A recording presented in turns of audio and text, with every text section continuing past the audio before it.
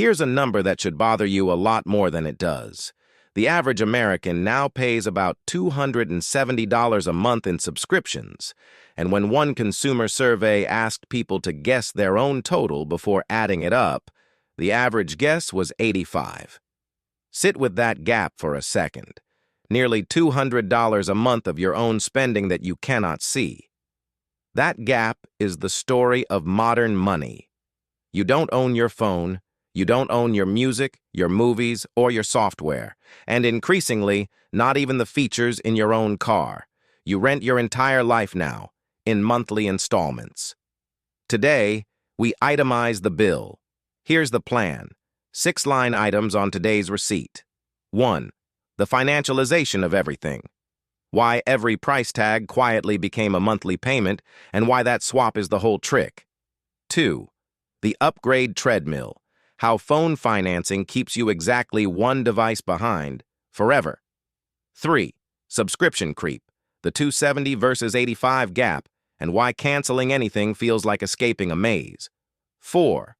Buy now, pay later. The first debt in history successfully marketed as not being debt. 5. Your payment salary.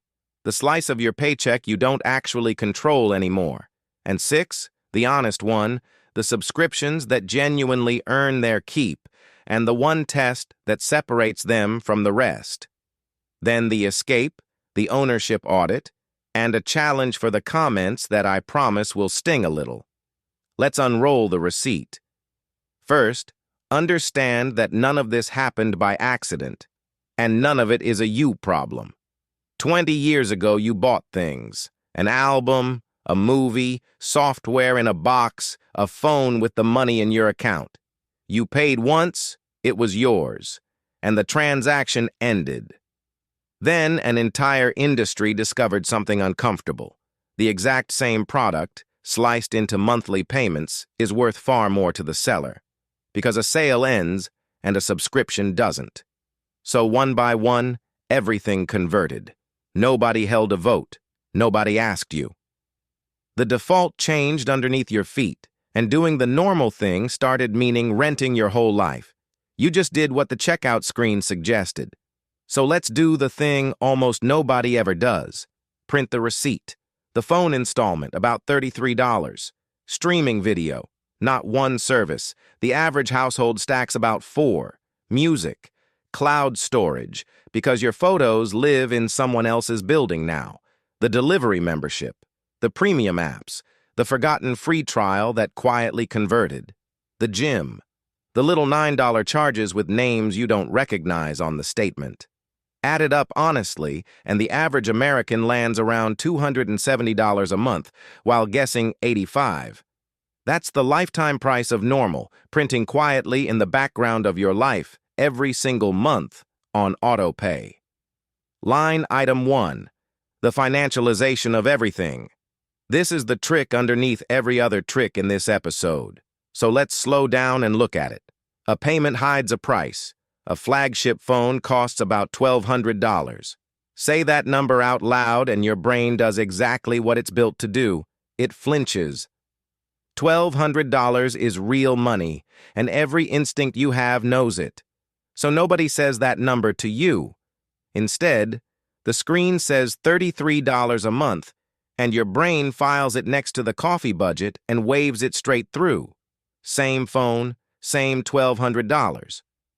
But the flinch never fires, because the price was never shown to you in a form your instincts could read. And once that trick worked on phones, it went everywhere. Mattresses on monthly payments, sneakers on monthly payments, exercise equipment, concert tickets, video games, furniture, software you used to buy once and keep forever. The most important question in personal finance used to be, can I afford this? A question about the price. It has been quietly replaced with, can I afford the payment? And here's the problem with that question. You can always afford the payment. That's what the payment is for. It's engineered to fit. Slice any price thin enough and it slips under anybody's radar. And let's be clear about whose fault this is, because it isn't yours. You didn't wake up one morning and decide to stop owning things. Some very smart people spent 2 decades converting every price tag into a recurring charge because recurring revenue is worth more than a sale. But here's what matters. A price you pay once ends. A payment, left alone, never does. It just renews. And that's how a person with a perfectly good income ends up carrying a stack of small forevers and wondering where the paycheck went. Line item 2. The Upgrade Treadmill. Phone financing now standardly runs 36 months, 3 full years of payments on a device. And in theory, there's a finish line. Month 37, the first month you own your phone outright and the payment disappears. Here's the industry's problem with month 37. They lose money on it, so it has been engineered out of your life. Right around month 24, when you can almost see the finish line, the offer arrives. Trade in your current phone and upgrade for little or nothing down, and it feels like a gift. But watch what actually happened. Your almost paid-off phone, the asset you spent 2 years buying, just became the down payment on a brand-new 36-month loan. The clock resets to month 1. The finish line moves. Do that on schedule every 2 years, and you will spend your entire adult life exactly 1 device behind, permanently mid-loan, never owning anything. Run the numbers on the full setup, device plus plan, and plenty of people are paying around $100 a month in perpetuity for the privilege. And what does the upgrade actually buy? A phone that is maybe 4% better, a slightly sharper camera, a chip you will never push to its limit. Ask yourself honestly, would you sign a contract that said, I agree to pay $100 a month every month for the rest of my life for phones? Nobody would sign that. It sounds absurd written down, but that is precisely the deal millions of people are in. They just signed it 1 free upgrade at a time, 24 months apart, without ever seeing the whole contract in one place. Here's the treadmill test, and it's one question. When did you last experience month 37? If you can't remember ever owning your phone outright, that's not a coincidence. That's the product working. Line item 3, subscription creep. Let's go back to those 2 numbers, because they deserve a closer look. $270 a month actual, 85 guessed. That's not a rounding error. People are wrong about their own recurring spending by more than 3 to 1. How does nearly $200 a month hide from the person paying it? 1 small charge at a time. No single subscription feels like a decision. Each one is only $9. Less than lunch, not worth a thought. But only $9 times a dozen services is real money, forever. And your brain never once got the chance to flinch at the total because the total is never shown anywhere. Then there's the free trial. And understand the trial is the product. The 30 free days aren't generosity, they're a bet. The company is betting you'll forget, and they win that bet at industrial scale. The charge lands quietly, often under a company name you don't even recognize on the statement, and it can bill for months before you notice, if you notice. And then, the day you finally do try to cancel something, you discover the maze. Subscribing took 2 taps.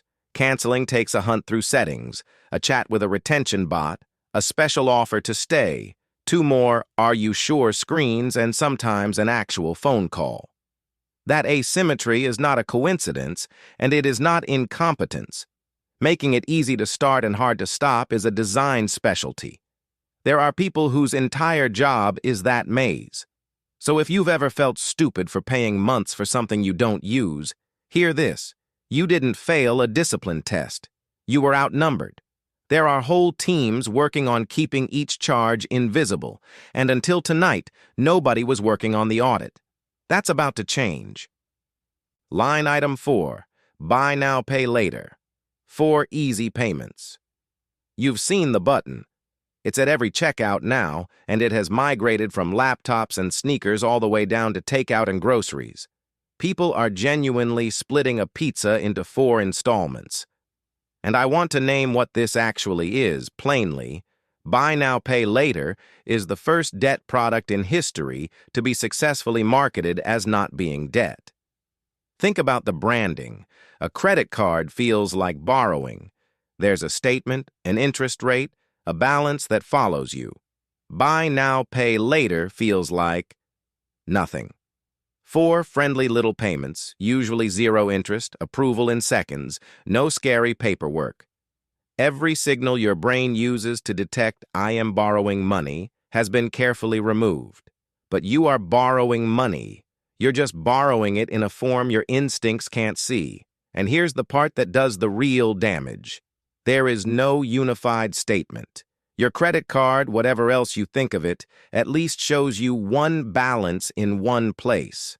Buy now, pay later spreads across 3 or 4 different providers, each holding a few of your installment plans, none of them talking to each other. There is no single screen anywhere on Earth where your total buy now, pay later obligation exists. You literally cannot look it up. So the 4s overlap. This week's groceries stack on last month's sneakers, stack on the concert tickets, each one small, each one reasonable, and the pile is invisible until a payment bounces and the late fees arrive. Studies keep finding the same thing. People simply spend more when a price is quartered. That's the entire point of the product. And once again, no shame here. This wasn't a lapse in your character. It's a checkout flow built by professionals, aimed at the exact moment you want something. It just deserves its real name: debt. Line item 5. And this is where the whole episode snaps together: your payment salary. Here's an exercise, and fair warning, it stings. Add up every monthly obligation you're carrying: the phone installment, every subscription from line item 3, the car payment, the buy now, pay later slices, the financed furniture, the financed mattress, the memberships, all of it. Whatever that total is, that number is your payment salary. It's the portion of your paycheck that is already spoken for before you wake up on the first of the month. And I want you to notice what it is not. It is not spending. Spending is a choice you make in the moment. You can skip the restaurant this week, walk past the store. Your payment salary took no input from you at all. It left the building on autopay while you were asleep. You don't control that money anymore. You just briefly host it. This is the answer to one of the strangest questions in modern life. How is it possible to earn $80,000 a year and feel broke? Simple. A big salary with a big payment salary underneath it is a small salary wearing a costume. If $2,000 a month walks out the door before you have a single choice to make, you aren't living on your income. You're living on the leftovers. It's also why raises vanish. The raise arrives, and within months, the payment salary quietly expands to absorb it. A slightly better car, one more service, a new device on installments, and the leftovers stay exactly the same. And here's the uncomfortable truth at the center of this series. That arrangement is now completely normal. The average version of this life ships with hundreds of dollars a month pre-committed. Normal is a paycheck that's mostly spoken for. Normal is broke. Line item 6. And this one runs in the other direction, because honesty is the whole point of this channel. Some subscriptions earn their keep. Not everything recurring is a trap, and pretending otherwise would be a lecture, not the truth. The service you genuinely use every single day. The one that saves you real money against the alternative. The one that buys back hours you actually spend on things you care about, or the one that is simply, reliably, your favorite hour of the week. Those aren't leaks. Those are purchases you keep choosing on purpose, and a purchase you keep choosing on purpose is the opposite of the problem. So, how do you tell the keepers from the creep? One test, and it's beautifully brutal. Imagine every subscription you have got canceled last night. All of them gone. For each one, ask, would I resubscribe today at full price, entering my card details from scratch? Not, would I miss it? You'd miss anything. That's how habits work. Not, is it only $9? Would you actively sign back up today at the real price? If the answer is an easy yes, keep it and keep it proudly. That subscription is earning its keep, and cutting it to feel virtuous would just make your life worse, which was never the goal. But be ready for what the test reveals, because most people running it honestly find the same thing. 2, maybe 3 easy yeses, and a long tail of charges that survive on nothing but momentum and a well-designed cancellation maze. The problem was never the couple of services you'd defend out loud to a stranger. The problem is the 15 you couldn't even name until you looked. The test finds them, which brings us to the escape. The escape is called the ownership audit. It costs 1 evening, and it has 4 steps. Step 1. Pull the last 2 months of statements and write down every recurring charge. Every single one, including the annual ones divided by 12, including the weird little names you have to search to identify. The list is the weapon here. These charges survive on invisibility, and a written total ends that.